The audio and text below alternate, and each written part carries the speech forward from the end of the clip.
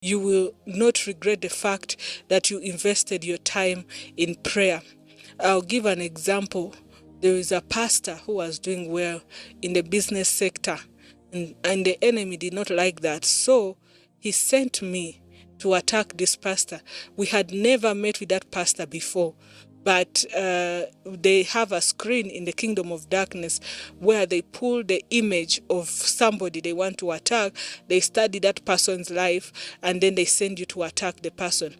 With this pastor, they were not able to study him so much. Of course, they would look at the children and the wife, but beyond that, they did not know how they could attack him. So they sent me. He was coming to Ginger for the first time, and he was coming to wed a couple. So they told me that you find time, and then because your parents are church members, so you can introduce yourself to him, and then as you're interacting, try as much as possible to screen or to scan him and see where we can find any loophole or any weakness in this man. So I go to the church, and when I went to that church, he was wedding, and he even came with his wife. He introduced the wife to the congregation, and the wedding ceremony went on very smoothly. But pastors, after the service, the people who come to greet, not everybody who comes to greet is actually a saint or a believer. Some people come on missions. So I saw him in church, but when I went to greet him, I could not see him. I could not see him, and I got so puzzled. I would go like the other people, I would bypass him and talk to other people instead. Then the person I'm looking for, I'm not seeing him. And guess what? I went to as I'm getting out of the hall, going to the wedding reception, I'm hoping that he's also going to come at the wedding reception. So because I hadn't even planned to go to the wedding reception, I start asking, excuse me, yes, do you know where the wedding reception is going to be? And they direct me to the gardens. And he said, hi, how are you? I said, I'm fine. What's your name? I told him, my name is Erica. And then I asked him, and what's your name? And he said, I am Titus. So as I get out of the wedding, now I'm going to wedding reception. They ask me, my masters asked me, have you been able to track the person that we are tracking? I said, no, I failed, but somebody has directed me to the reception. And they said, who directed you to the reception? I said, I'm going to the reception, but somebody called Titus directed me to the reception. And they said, that man is powerful. It's the same guy that you're looking for that directed you to the reception. and I had no idea I was talking to him. I got confused, totally confused. You had been sent on a mission for him, by Satan. Satan himself. Yes. I was supposed to find a loophole in the man's life so that we can now back on that to destroy him.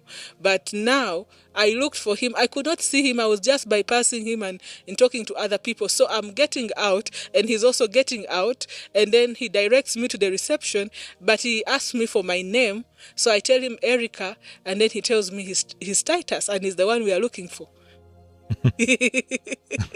So I find out, I was looking for the same guy, and it just directed me to the wedding reception. So they told me, cancel that mission. That guy is powerful. He's going to destroy you. So I canceled the mission, and they decided to send stronger people than me. Then the other time, and that's when I started now realizing that there are some people who are too powerful, because sometimes I would be sent to homes. I would be sent to people's homes to go and attack them. But there are some homes I would totally miss. I would not access them. There are some places I would not even go close, because I would find fire and angels surrounding those homes, because they are prayerful. They have a prayerful lifestyle. So such places are not easy to access. Some restaurants, some businesses I would be sent to attack, but I could not have a successful, mission, because the owner of that place is a prayerful person. An example is, there's a man, he was married to a prayerful woman. He was not born again. Okay, he had nothing against Christians, but he was not a religious person. He didn't value those things. Yes, he was a business person. So the wife was born again and she was raising the children in a Christian way. Now this man, because of the wife's prayers, he started flourishing in the business sector. And there were competitors, and those people were contacting my grandmother for power, for witchcraft. And I remember his neighbor, the first time he came, they sacrificed a goat, and grandmother was telling her that as the goat is being consumed by the spirits, how you know that the spirits are consuming that goat once it has been sacrificed, the maggots will just come and feed on it and leave the bones. Instantly, yes, after they've sacrificed. So the sacrifice was good, and the grandmother told the man that as the maggots have consumed that sacrifice, that is how you're going to get clients. You will even be sending away some, the way you could not even count the maggots. And that location where they were was a good location next to the busy market. So there you expect to find many customers. So this guy was given charms, and he said that everything is okay apart from one person that takes all the customers, and that is the man I'm talking about, the one who is married to a prayerful woman. So grandmother said, that one, just leave him to us, we'll deal with him.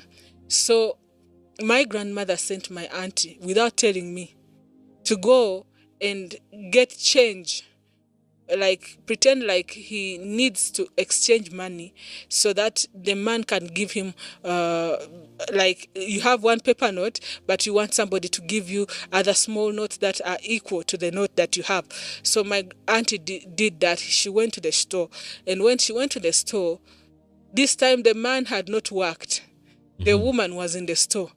My auntie doesn't know why, instead of getting the change, she ended up buying things. She bought Omo, she bought soap, she bought things that Omo it's for our a Western. powdered soap. Yeah, it's a detergent. Yes, it's a detergent. She bought toilet paper.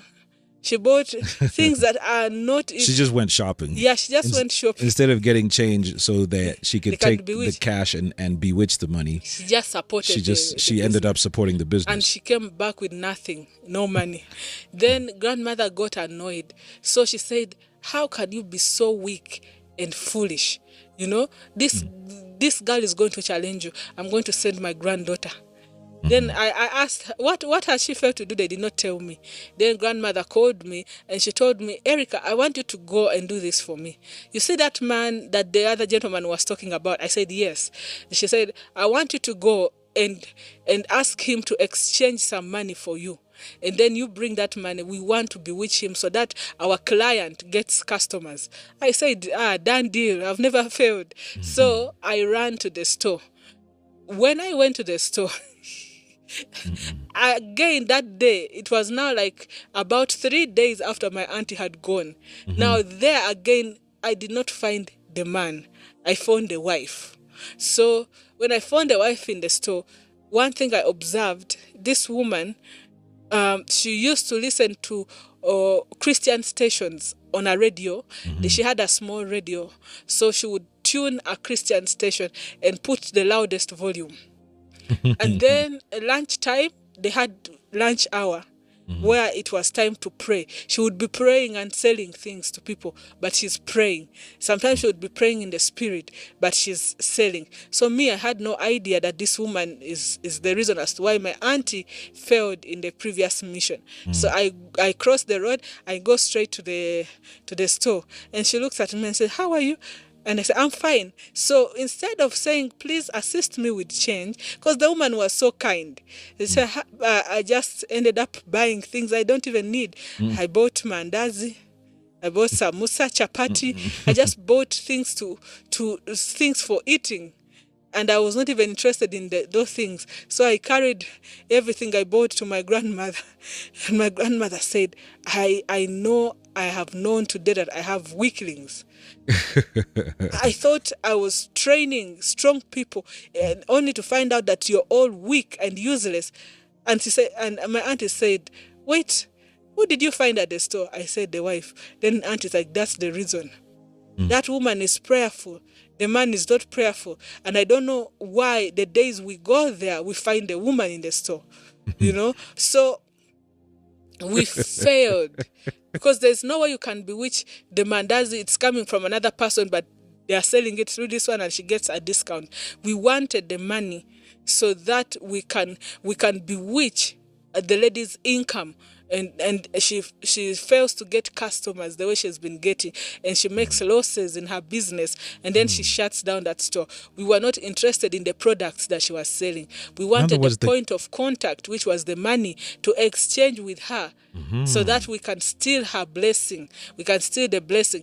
But now we failed to do that because the woman was praying, and the man was surviving, not knowing that it's the wife's prayers that are helping him to survive and thrive in the business. And now the next meeting was, how do we separate the two? So just know, if you're in a marriage that is working and things are doing well, just know that the enemy will want to separate that marriage because of that blessing that he wants to steal. So this man, my grandmother started strategizing on how she could break this union. And now they were looking at the man's weakness, because the man is not saved and the woman is saved. So they were like, we leave the woman alone. Let us try to target the man.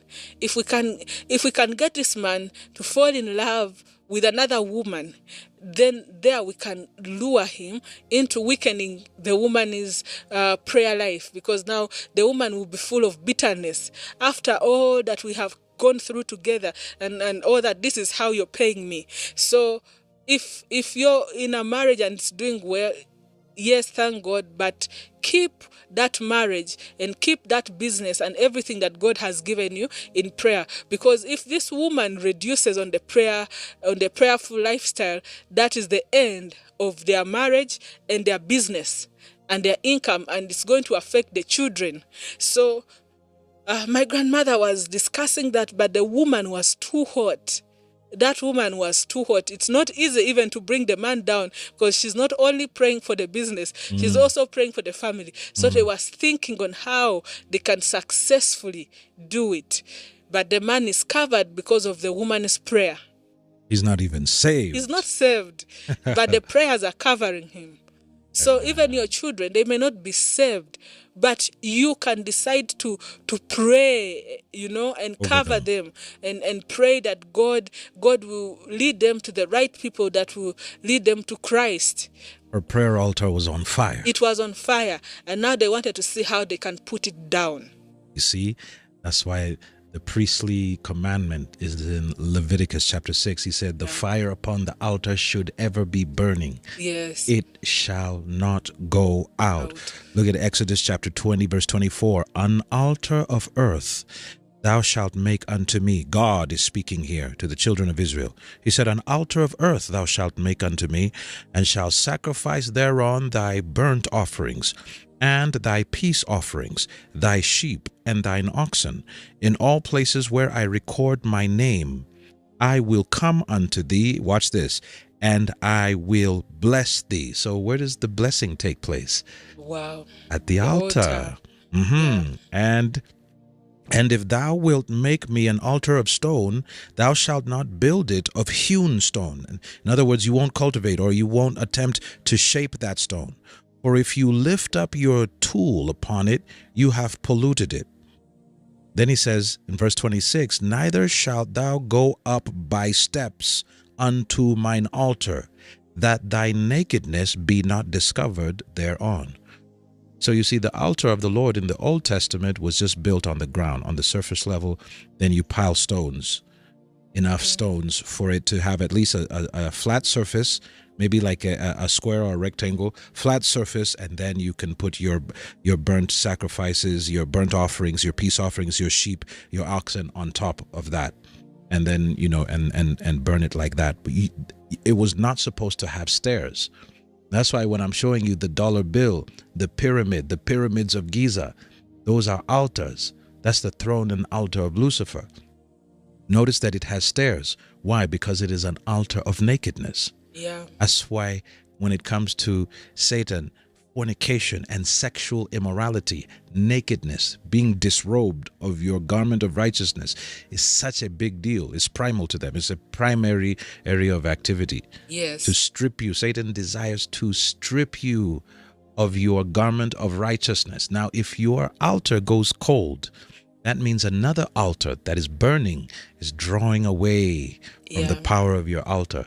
It's a battle of altars, really. Yes. And when my mom found out that what had been affecting us was witchcraft, she intensified on prayer.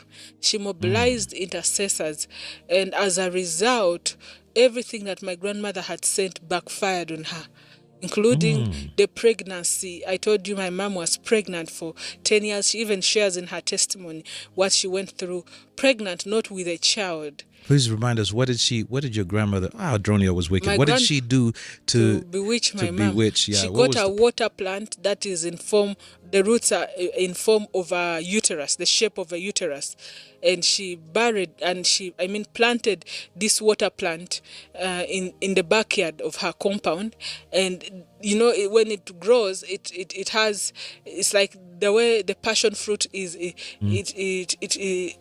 spreads. It coils and spreads. Yes. So she declared that as it is spreading, that is how the fibroids will spread on her uterus. Oh. And then she got.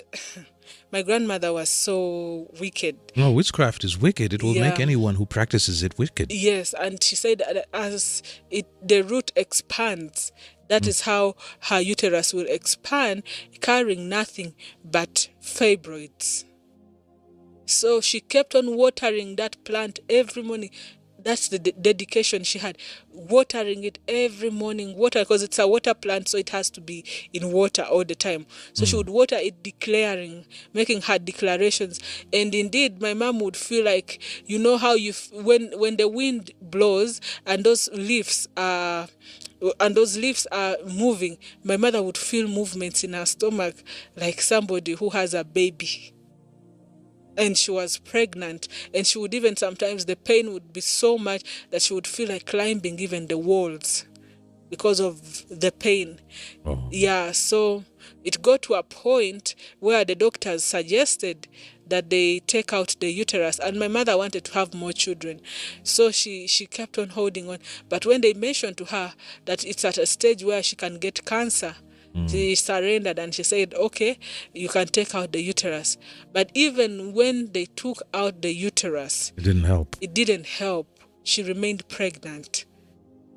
Because the solution was not physical, it was spiritual. And a lot of people are facing that. Yeah. So now, when we prayed, my mom, the stomach went back, and my grandmother got pregnant. In her old age, she could not handle the pain that my mother was. In other words, it wasn't a pregnancy, it was a reversal of what was inside your mom going to my grandmother. It was transferred to your grandmother. And the pain that my mom was experiencing is the pain that my grandmother started experiencing. The stomach swelling to the point of her coming to repent and confess to my mom and bless her. She said, let me bless you. You see, at the altar, God can cause your enemy to bless you like Balaam. God can cause your enemy to bless you. They have come to curse, and they get to where you are and they say, may God bless you. Surely you're blessed beyond the curse. And yet their initial plan was to come and finish you. So it's not something you should take lightly. It is something you should take seriously, because life is spiritual. So my mom finds out that, I've been suffering. When they removed her uterus, the enemy is so bad. My grandmother told her, you will have many children. How can a woman whose uterus has been taken out have many children? No, she's a liar. She's a liar. They are mocking her. The enemy is good at mocking. Now look at this. Isaiah 44 verse 24. Thus says the Lord thy Redeemer, and he that formed thee from the womb. I am the Lord that makes all things, that stretches forth the heavens alone, that spreads abroad the earth by myself, that frustrates the tokens of the liars, Yes. and makes diviners mad, Uh-huh. meaning that diviners lose their minds. Yes. He makes diviners lose their minds. Yeah. That turns wise men backward because they think that this witchcraft that they're using is wisdom. Yes. But that's earthly wisdom, or it's soulish wisdom, or it's devilish wisdom. That says to Jerusalem, which is Let's keep spreading the word and the knowledge of